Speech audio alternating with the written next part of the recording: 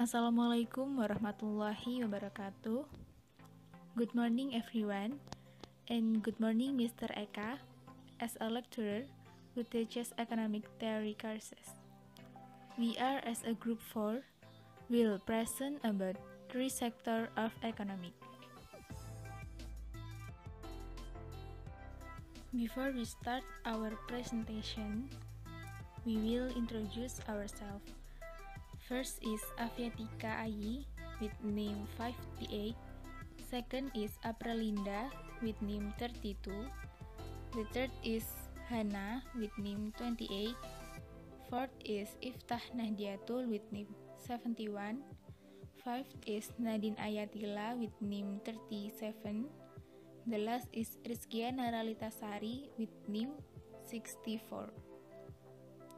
And first, I will read the concept map for discussion material.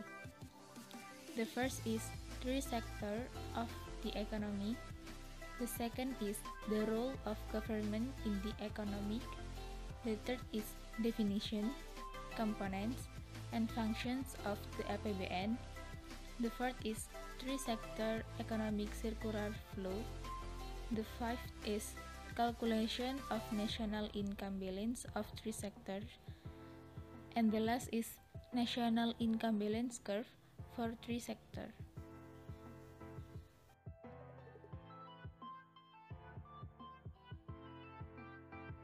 Three-sector economy.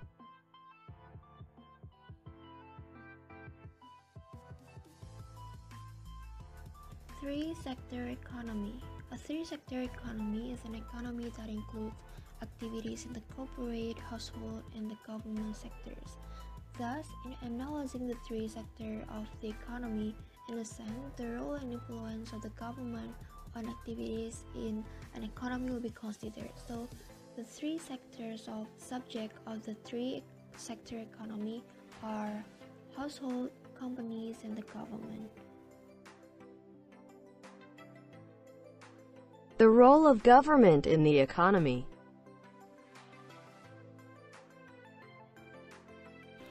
Now I will explain about the role of government in economic activity. The first is the government as regulator. The government must regulate domestic economic traffic for economic stability and prevent chaos and other things that may cause harm to people. For example, by making laws and regulation, conducting supervision, establishing fiscal and monetary policies, and etc. Jadi di sini pemerintah memiliki peran sentral sebagai pengatur lalu lintas perekonomian yang terjadi di masyarakat. Hal ini dilakukan sebagai upaya untuk menjaga stabilitas perekonomian masyarakat agar tetap berjalan baik dan tidak menimbulkan kerugian bagi masyarakat. Pemerintah bisa mengatur perekonomian masyarakat dengan cara membuat berbagai kebijakan, peraturan, bahkan undang-undang yang mengatur masalah tersebut. The second is the government as consumer.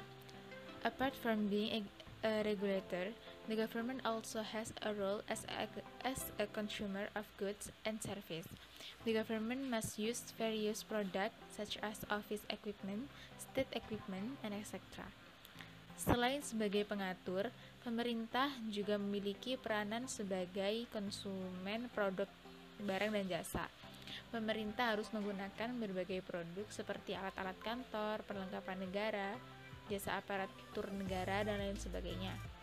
The third is the government as manufacturer. The government has a duty as a producer who manage various state companies to produce products related to the life of many people. Pemerintah memiliki tugas sebagai produsen yang mengelola berbagai perusahaan negara untuk menghasilkan produk yang berkaitan dengan hajat hidup orang banyak.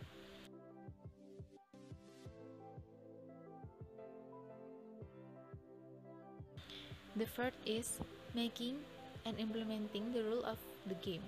The government guarantees the market participants will act honestly and comply with the rules of the game, which contain what the market can and cannot do.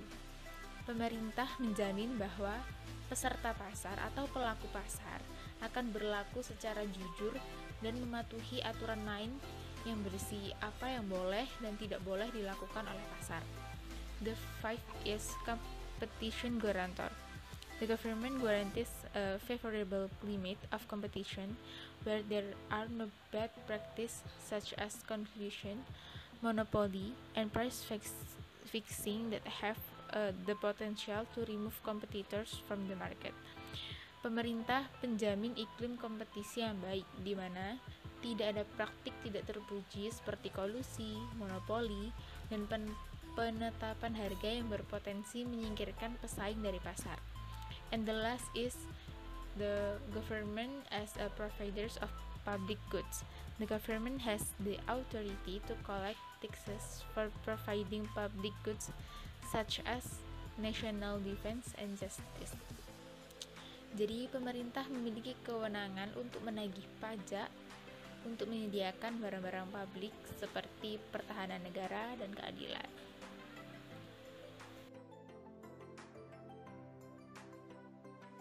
Definition, components, and functions of the APBN.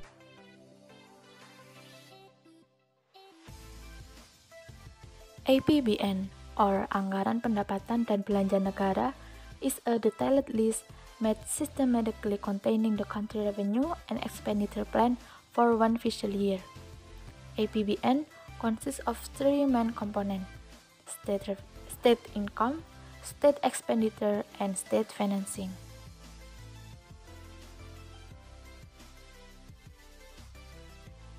State income. State income can be obtained through tax revenue and non-tax revenue. Tax revenue for the APBN can be through custom and excise, tax revenue, and grants. Apart from tax revenue, state revenue is also obtained through non-tax state revenue. PNBP, Public Service Agency or BLU revenue, Natural Resource Revenue or SDA, revenue from state asset, and others.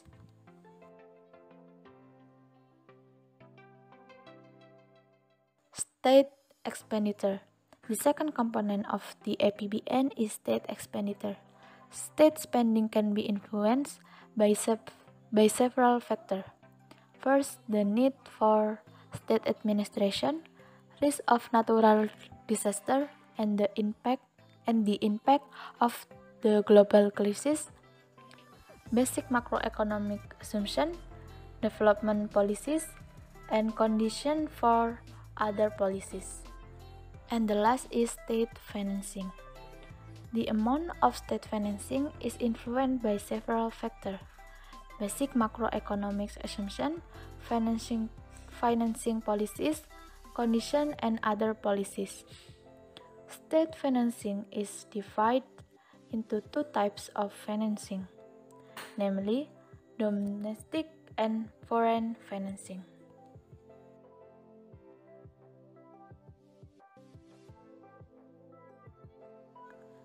APBN function. The first is authorization function, second planning function, and the third supervision function.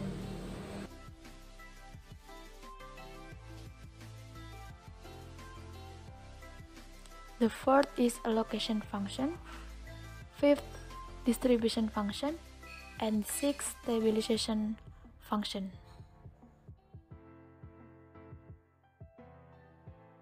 Three-sector economic circular flow.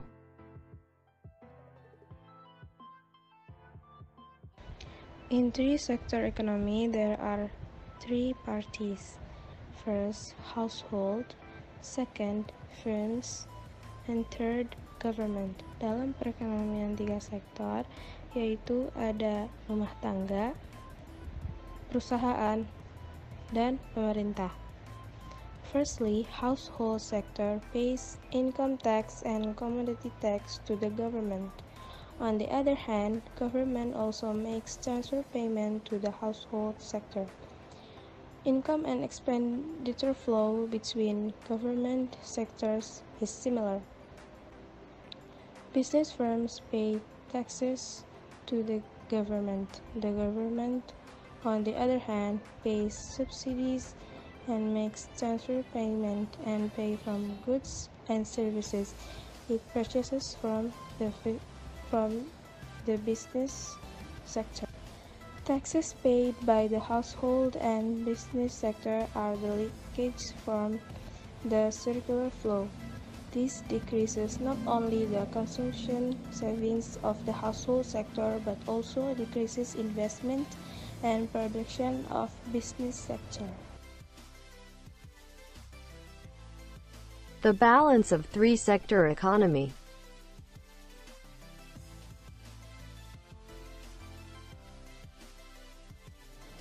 The balance of three-sector economy. The balance of three-sector economy could be reached only if aggregate expenditure is equal to aggregate supply. AE equal to C plus I plus G.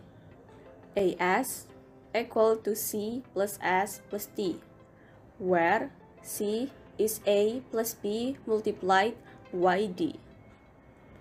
YD is Y minus T, where Y is national income, YD is disposable income, C is consumption, S is saving, I is investation, G is government expenditure.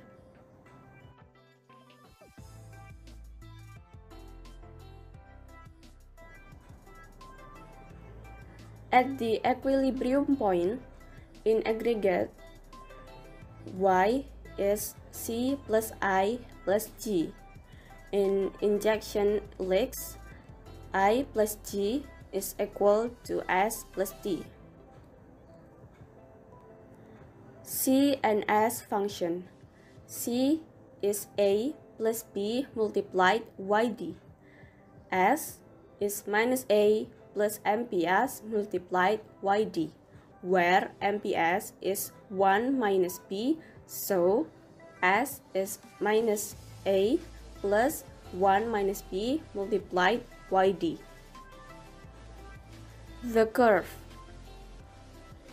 As you can see in the picture, the horizontal line is for Y or national income, and the vertical line is for C or I or S. And the slopes is as the same as you can see in the picture, but Y equal E slope must be 45 degrees.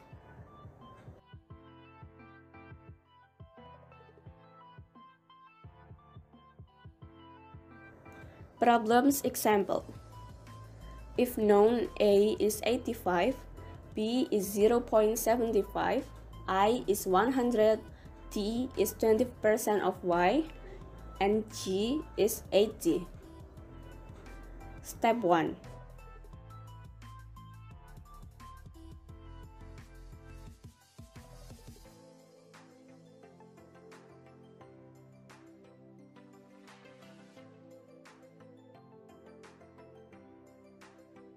Step 1.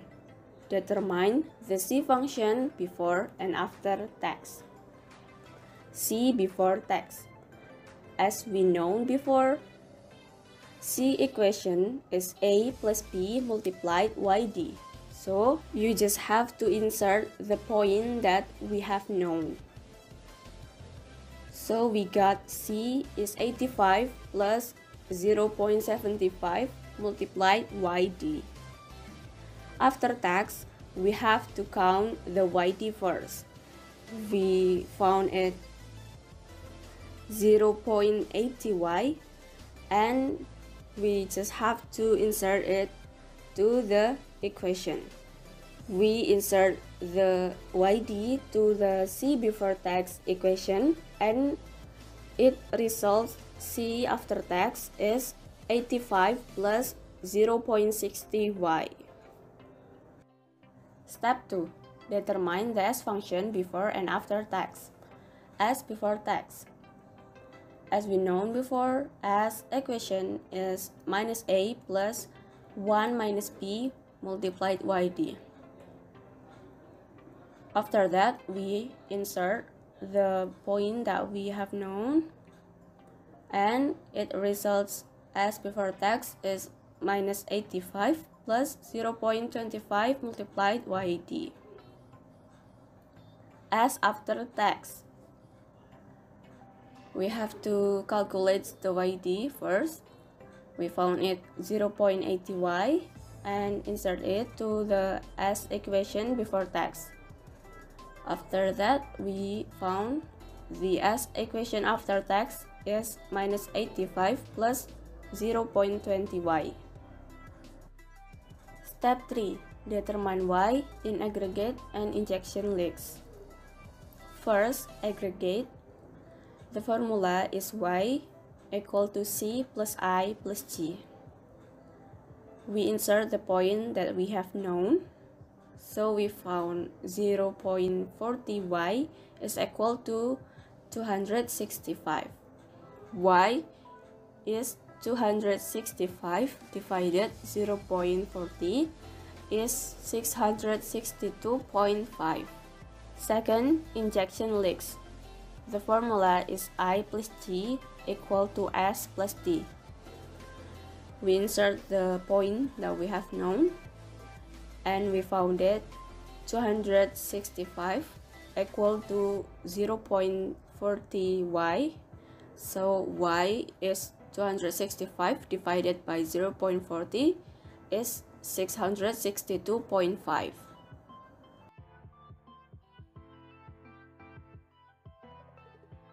Step 4. Aggregate curve. Determine the C slope. First, the C slope before tax. The formula is y equal to c. So y is 85 plus 0.75 yd. Y minus 0.75y equal to 85. So y is 85 divided by 0.25 is 340. Second, C slope after tax. The formula is y equal to c. So y is 85 plus 0.60y. Y minus 0.60y is equal to 85. So y is 85 divided by 0.40 is 212.5. The curve, as you can see in the picture, the black line is for y equal to AE and must be 45 degrees. The blue line is C before tax. The green line is C after tax, and the red line is C plus I plus G. And you can see the 265 in the vertical line. It is from 85 plus I plus G.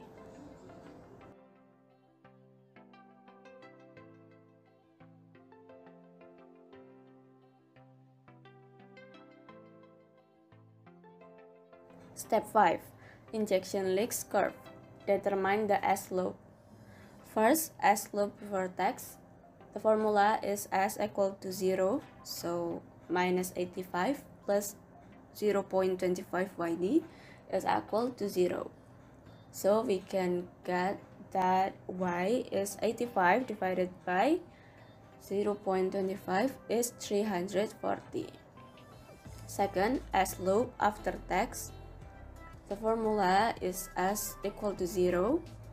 So minus 85 plus 0.20 yd is equal to 0. So we can get that y is 85 divided by 0.20 is 425. The curve, as you can see in the picture, the red line is for S before tax, the green line is for S after tax, and the yellow line is for I plus G.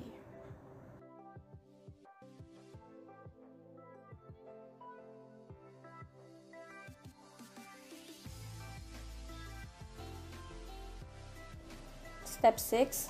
Determine the amount of C, S, and T. C before tax. The equation is 85 plus 0.75 YD. We insert the Y that we have calculated before. It is 662.5.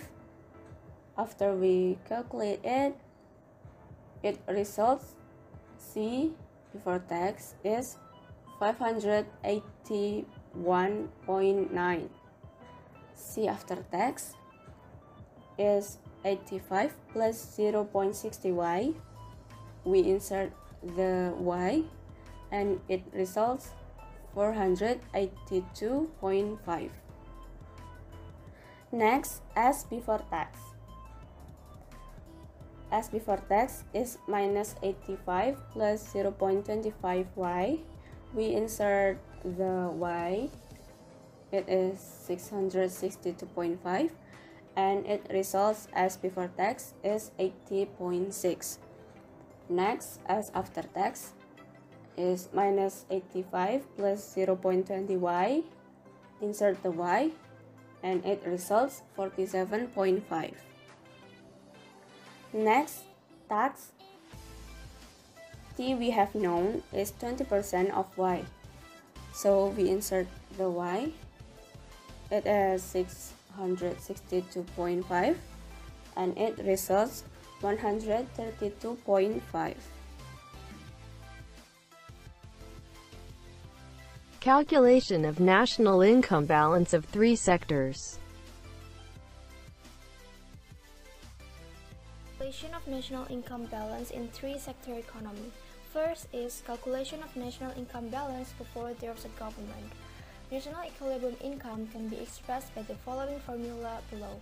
Y equal to C plus I. And for example, known C is 40 plus 0.75y and I is 60 and G is 0. Why G is 0? Because before there was a government, so G is 0. And next is substitute C and I so that the value of Y is below.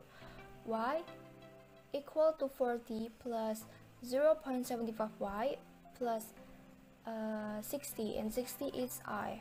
So the result, we can see that Y equal to 400. So the amount of national income equilibrium before government intervention is Y equal to 400 trillion rupiah.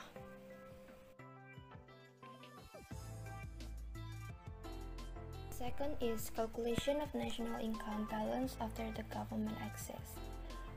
Balance of national income can be expressed using the following formula equation below. Y equal to C plus I plus G. Because the government exists, so the formula we include the G. Example, known C equal to 40 plus 0.75y and I equal to 60 and G is 100.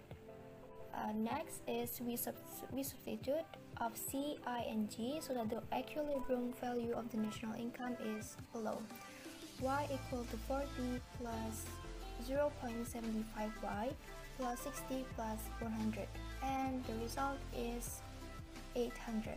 So the amount of national income after government involvement is Y equal to 800 trillion rupiah. And the third is national income BN balance before existing taxes and transfer payment in three-sector economies. The value of the national income BN before tax and transfer payment in a state of equilibrium can be expressed by the following formula equation below. Y equal to C plus I plus G. And for example, known C equal to 60 plus 0.60y and I is 20 and G is 40. And next, we substitute of C, I, and G so that Y is obtained as follows below. Y equal to 60 plus 0.60 Y plus 20 plus 40. So the result, we can see that Y is 300. So national income equilibrium before taxes and transfer payment is Y equal to 300.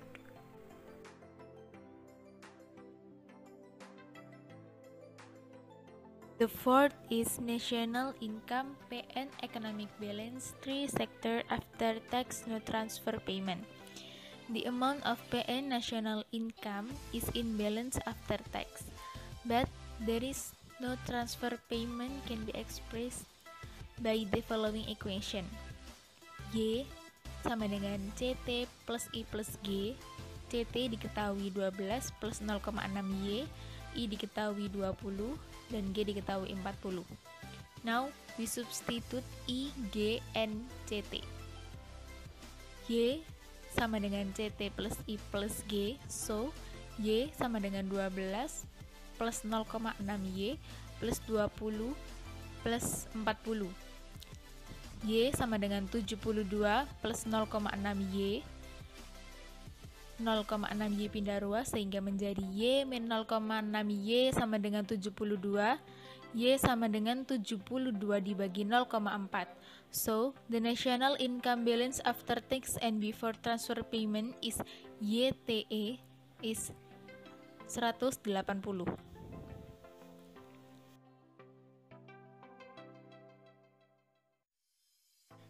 And the last is calculation of national income balance after tax and transfer payment. National income balance after tax, collection, and transfer payment receipt can be expressed by the following equation. Y is CTT plus I plus G, di mana CTT sama dengan 30 plus 0,6 Y, I sama dengan 20, dan G sama dengan 40. Now, we substitute C, I, and G in order to obtain a balanced national income. Y sama dengan 30 plus 0,6 Y plus 20 plus 40. Y sama dengan 90 plus 0,6 Y. Y min 0,6 Y sama dengan 90. Y sama dengan 90 dibagi 0,4. So, the large national income equilibrium after tax collection and the transfer payment from the government is 225 triliun rupiah.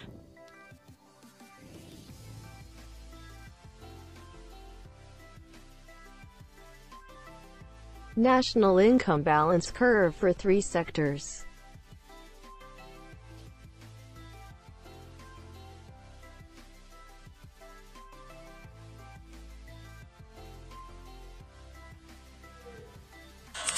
Okay, now I will explain about income balance. Income balance can be divided into two approaches. The first is aggregate supply and expenditure approach, and the second is injection approach. Jadi, keseimbangan pendapatan itu dapat dibagi menjadi dua pendekatan. Yang pertama yaitu pendekatan melalui penawaran dan juga pengeluaran agregat, dan yang kedua yaitu pendekatan injeksi.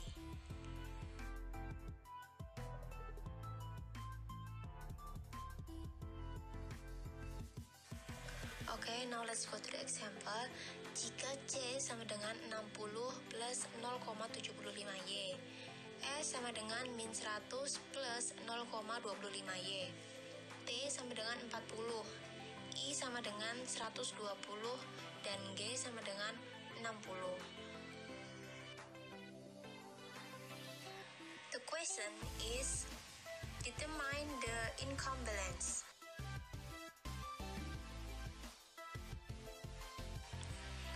Okay, now we will use the first approach, that is aggregate supply and expenditure approach. Oke, langsung aja kita ke pendekatan yang pertama, yaitu pendekatan melalui pengeluaran dan juga penawaran agregat. Dengan rumus Y sama dengan C plus I plus G, di mana C yaitu konsumsi, I sama dengan investasi, dan G adalah pengeluaran pemerintah. Lalu kita masukkan C yaitu 60 plus 0,75 Y, ditambah I yaitu 120, ditambah G yaitu 60. dan hasilnya 0,25Y sama dengan 240. Maka Y sama dengan 240 dibagi 0,25 sama dengan 960. Berikut ini kurva dari pendekatan melalui pengeluaran dan juga penawaran agregat. Jadi Y-nya yaitu 960, C-nya sama dengan 60 plus 0,75Y. Ini sebelum adanya investasi dan pengeluaran pemerintah. Setelah adanya investasi dan pengeluaran pemerintah, yaitu sebanyak 180, jadi naik menjadi 240.